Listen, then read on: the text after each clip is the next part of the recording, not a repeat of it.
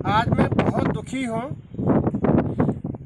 मेरे विद्यालय राजकीय उच्च प्राथमिक विद्यालय हरिशंकर की कक्षा 8 की एक छात्रा है, 14 वर्ष की। वो लॉकडाउन के दौरान कुछ बिचौलियों ने उसके पिताजी को फुसला करके कुछ रुपये दे करके, उस बालिका की मां नहीं है, और उसकी शादी करवा ली एक 32 साल के जवान के साथ।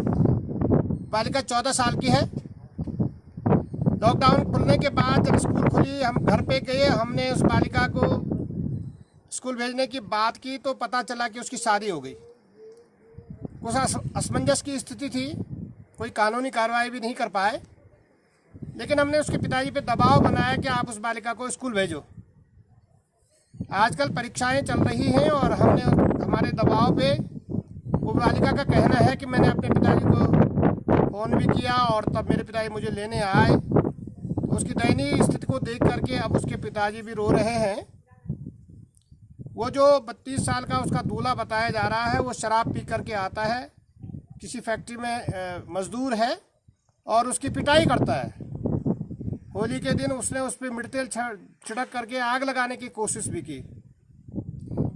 पता किया तो कोई उनके गांव का ही बिचौलिया बन करके और 6000 रुपये उसके पिताजी को दे करके और उसको शादी के नाम पे बेच दिया गया है। बहुत दर्दनाक कहानी है उसकी। उसका मैंने एक वीडियो बनाया है, उसको मैं शेयर नहीं कर सकता, लेकिन एक गुरु होने के नाते मैं, समाज में ये एक पहली घटना नहीं है। प्रशासन के नाक के नीचे अकेले पोखरी में दर्जनों ये केस हो गए हैं।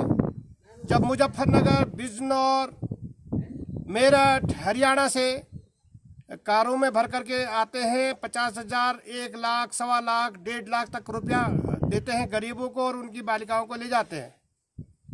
पता ये भी चल रहा है कि वो कुछ दिन उनका उपभोग करके और उनको बेच देते हैं, या उनके हाथ पैर तोड़ करके, उनको लगड़ा करके उनको उनसे भीख मंगवाते हैं। इस तरह का एक रैकेट काम कर रहा है और पूरे उत्तराखंड के पहाड़ी जिलों में खासकर गरीबों को टारगेट करके ऐसा हो रहा है और सबके संज्ञान में है।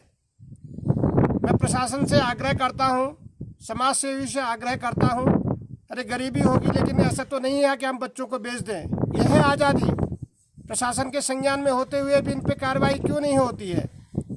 मैं निवेदन करता हूं कि यह प्रकरण बहुत संवेदनशील प्रकरण है। मैंने उस बालिका को आश्वस्त किया है कि बेटे हम आपको पढ़ाएंगे, आपकी इस आगे की ज़िंदगी का जिम्मेवारी लेते हैं। वो रोती है, बोलती है मैं अब वहाँ नहीं जाऊँगी, और मैंने मना भी कर दिया था। इन्होंने ज़बरदस्ती मेरी शादी करवाई है। ये बहुत ही निंदनीय है। और जब मैंने पता किया, जानकारियाँ की, तो पूरे चमोली जनपद में बहुत व्यापक रूप से ऐसा हो रहा है, उत्तरकाशी में ऐसा हो रहा है, कई जनपदों की ये शिकायतें हैं। गरीबों को टारगेट करके एक रैकेट आता है, वो बिचौलियों को बीच में रखता है, उनको पैसे देता है और औने पौने पैसे लड़की के माँ बाप को पकड़ा करके, उनको सपने दिखा करके, और इन बालिकाओं को जो कम उम्र की है उनको यहाँ से ले जा रहे हैं। ये बहुत ही निंदनीय है। मैं जहाँ तक भी मेरी आवाज़ जा रही है, मैं सबसे निवेदन करूँगा कि इस मामले को, बहुत संवेदनशील मामले को, प्रशासन इस पर सजग हो। उस बालिका की उसको पूछा जाए, उसकी स्थिति को देखा जाए, और इस रैकेट में जो लोग भी शामिल हैं उनको कड़ी से कड़ी सजा दी जाए, ताकि ये दोबारा इस तरह की करने की हिम्मत न करे। मैं अध्यापक होने के नाते इन बच्चों का इस तरह का उत्पीड़न हो रहा है और इस तरह का इस उत्पीड़न को देख नहीं सकता हूँ। लेकिन उसकी तरफ से एफआईआर कौन कराएगा? अगर मैं एफआईआर कराता हूँ, मैं अगर मुद्दई बनता हूँ, तो कई बातें हैं, कोई हॉस्टाइल कर देगा, उसको पैसे वैसे दे करके वो अपने बयान बदल देगी। किसी तरीके से माँ बाप उल्टे अगर हम पे ही आरोप लगाने शुरू कर देंगे, तो फिर कौन इसको जिम्मेवारी लेगा? ये प्रशासन की नैतिक जिम्मेवारी होनी चाहिए। समाज सेवी संस्थाएँ जो इसको देखते हैं, बाल आयोग है, ये लोग इस जिम्मेवारी को लें। मैं एक गुरु के नाते, मैंने आज जब उसकी पीड़ा सुनी अपने विद्यालय में, मुझे आंसू आए। मैं क्या बताऊं कि मैं कितना उद्वेलित हूं। मैं निवेदन करता हूं सबसे कि बचाइए भाई, बचाइए। पहाड़ में अब रह ही कौन गया है? पलायन पे जिनके पास पैसे वो बाहर चले गए हैं। जो गरीब है उनको इस तरह से आप फुसला करके थोड़ा सा चंद रुपये उनके पास डाल करके उनके बच्चों को खरीद लेंगे। और ये पूरा व्यापक तरीके से कर कई केस पकड़े जा रहे हैं, लेकिन कोई एक्शन हो रहा है कि नहीं इसका कोई पता नहीं चल रहा है। इनको कड़ी से कड़ी सजा मिलनी चाहिए। ऐसी मैं सबसे अपील करता हूँ, सब लोग साथ आए। अगर वास्तव में मुझे ही FIR करानी पड़ेगी तो मैं करवा सकता हूँ, लेकिन आप लोगों का साथ चाहिए, समाज का साथ चाहिए। मैं सबसे निवेदन करता हूँ कि ज़रूर इस तरह के मामलों को, अरे उनके जीने का हक है। गरीबी है तो इसका मतलब ये नहीं कि उनका जीने का अधिकार ही हम छीन लें।